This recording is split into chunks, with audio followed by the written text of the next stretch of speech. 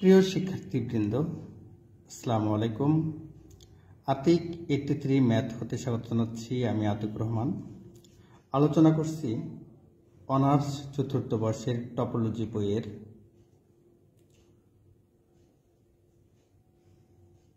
সংবদ্ধতা অধ্যায়ের একটি প্রশ্ন। প্রমাণ করো যে 0, 1 এটা হচ্ছে খোলা ব্যবধি বা খোলা সেট, আর এটা হচ্ছে 0,1 এটা হচ্ছে বদ্ধ সেট। এটা সংবদ্ধ নয়।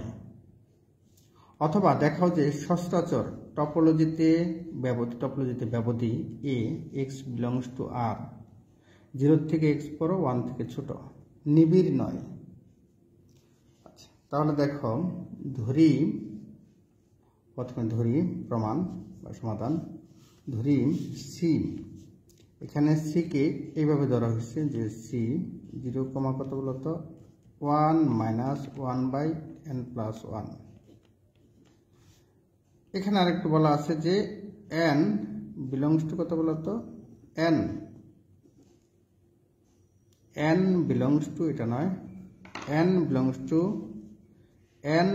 to n।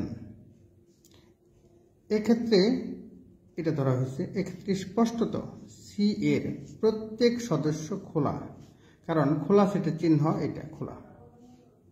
আচ্ছা, এইভাবে ধরলাম। এখন দেখো আবার এটাকে যদি আমরা ইন্টারসেকশন করি, তাহলে ইন্টারসেকশন চিহ্ন দেবো এরকম n = 1 to infinity 0,1 - 1/n+1। লক্ষ্য করো এটা সমান ইনফিনিটির মান। দেখো এটা কিভাবে হয়, এরকম দেখো আমরা এইভাবে লিখতে পারি 0, একবার n এর মান 1 বসাই, তাহলে 1, এটা লিখবো কত 1 মাইনাস, এখানে কিন্তু 1+1 তার মানে হাফ, একটা গেল ইউনিয়ন।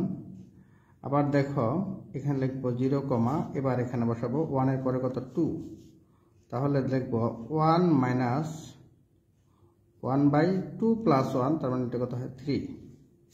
এবার এটাকে যদি আরো বাড়ায় লিখি, তাহলে দেখো লিখবো ইউনিয়ন, এভাবে যাচ্ছে ইউনিয়ন কত বলতো এভাবে যাচ্ছে, যেতে যেতে সর্বশেষ 0।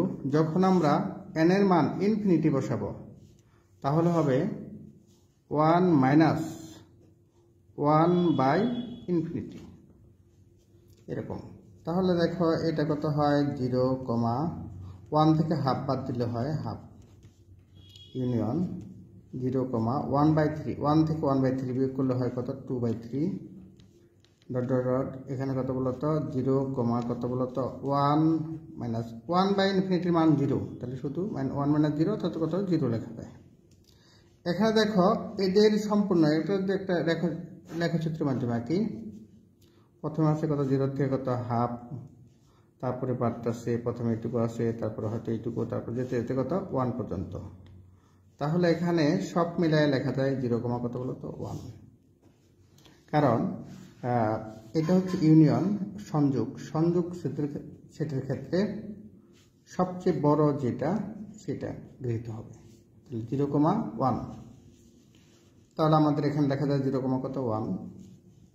সুতরাং সি 0,1 এর একটি খোলা আচ্ছাদন। সি হচ্ছে কত বলতো এত, এর একটি খোলা আচ্ছাদন অর্থাৎ ঢেকে রাখা। আচ্ছা, সেটা সি দ্বারা প্রকাশ করা হচ্ছে। এবার এখন যদি সি স্টার সমান gn1, gn2 ডট কত gn k, এটা হয় যেখানে জি সম্পর্কে বলা হচ্ছে যে gn এটা আমরা লিখতে পারি gni সমান 0,1 - 1/ni প্লাস কত 1, এটা লেখা হবে। যদি সি স্টার এটা হয় যেখানে কত বলতো gni এরকম হয় 0,1 - 1/ni+1 হয়। সি এর একটি সসীম উপসংগ্রহ, মানে এই সি স্টার হচ্ছে কত, সি এর একটি সসীম উপসংগ্রহ। সি এর এন নট ধরা হয়েছে যে এদের মধ্যে সবচেয়ে বড়, N1 N2 টোটাল কত বলতে Nk, এদের মধ্যে সবচেয়ে বড় যে সেটাকে ধরা হয়েছে কত বলতে N নট। তাহলে দেখো হয়, তবে স্পষ্টত এটা 1 মাইনাস 1, স্পষ্টত কত 1 minus 1 by N not plus কত বলতো 1, 1, এটা সি স্টার দ্বারা আচ্ছাদিত নয়। এটা কিন্তু সি স্টার দ্বারা আচ্ছাদিত নয়। এটা সি স্টার দ্বারা আচ্ছাদিত নয় কেন? 1 থেকে দেখো এখানে যে সামথিং বাই এটা 0 বসাও, সামথিং বাই 1 বাই সামথিং বসাও, তাহলে এটা 0 হয়ে যায়। তাহলে কত হয় বলো তো 1, 1, অর্থাৎ এটা সি স্টার দ্বারা আচ্ছাদিত নয়। সুতরাং সি এর কোনো সসীম উপসদস্য 0,1কে আচ্ছাদিত করে না। খুব সহজ একটা কথা, অতএব 0,1 সংবদ্ধ নয়। হ্যাঁ, খুব ছোট একটা প্রমাণ, আশা করি 2 একবার লিখলে এটা পারবা। শুভকামনা রইল, আল্লাহ হাফেজ। প্রিয় শিক্ষার্থীবৃন্দ, ইউটিউব চ্যানেল আতিক 83 ম্যাথড স্বাগত জানাচ্ছি। আমি আতিক রহমান। আলোচনা করছি অনার্স 4th বর্ষের টপোলজি বইয়ের অধ্যায় পৃথকীকরণ হতে এর একটি প্রশ্ন। একটি টপো জগৎ XT নর্মাল হবে যদি এবং কেবলমাত্র যদি প্রত্যেক খোলা সেট S এবং খোলা S কিন্তু খোলা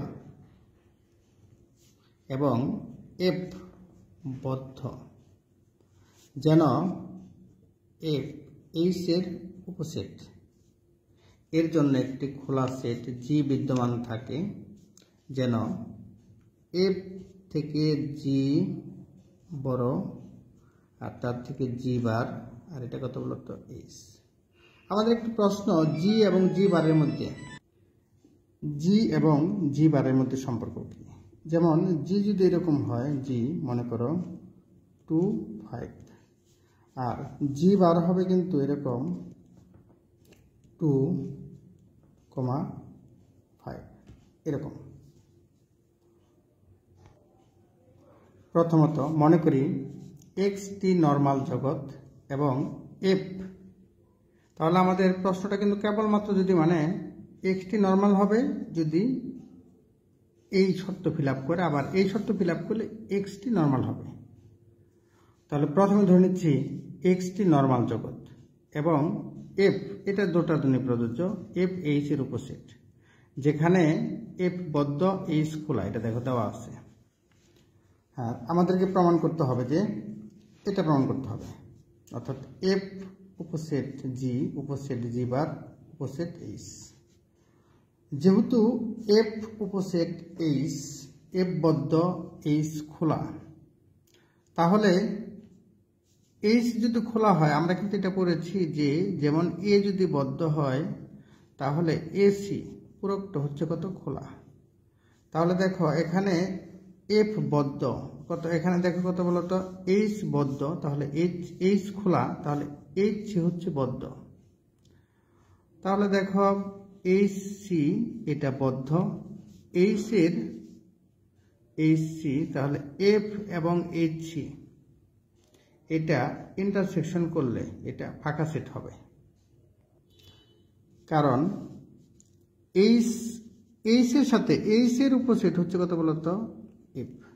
তাহলে H বাদ দিলে হয় কত বলতো HC, তাহলে HC কিন্তু HC এর উপসেট F নয়, তার মানে এটা F এর সাথে H এর কোনো মিল নাই, কারণে কত বলতো ফাঁকা সেট।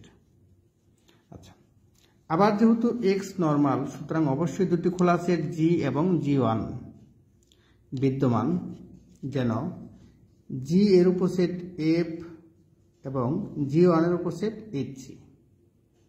এক্ষেত্রেও কিন্তু এবং G1 ফাঁকা সেট হবে,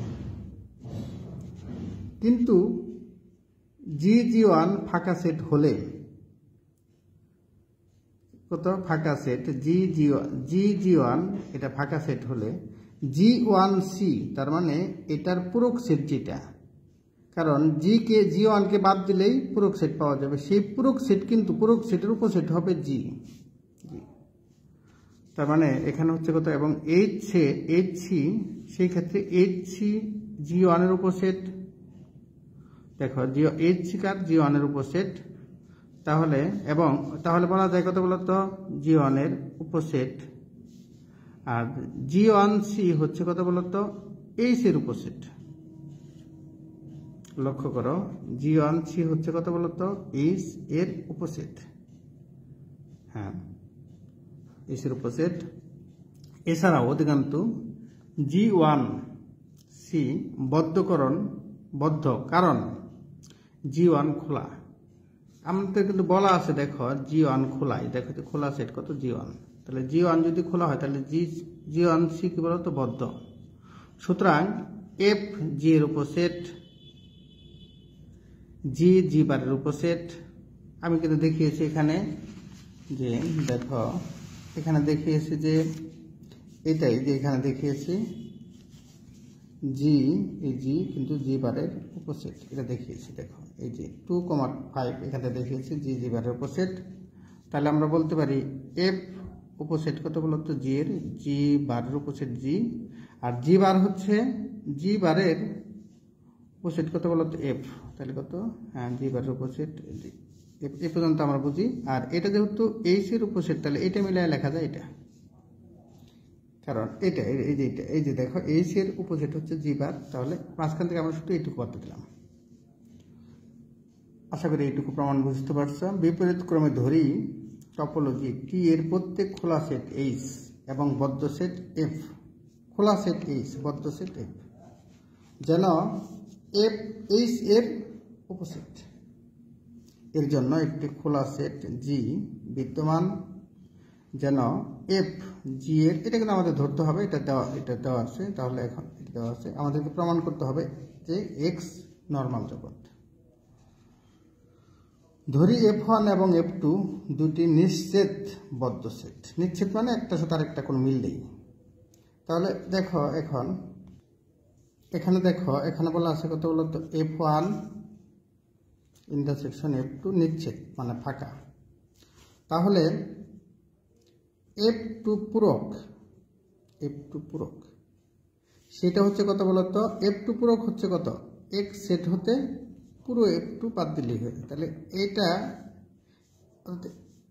শুধু F2 বাদ দিলে তাহলে সেখানে কিন্তু F1 আছে, তাহলে এটা যদি বাদ দিই তাহলে কি আছে বলতো F2, সেই কারণে বলা যায় যে F1 F2C এর উপসেট, F2C খোলা এবং F2C খোলা, দেখো কারণ F2 যদি বদ্ধ হয়, F2 বদ্ধ, তাহলে F2C হচ্ছে খোলা, কারণ বদ্ধর পূরক হচ্ছে খোলা।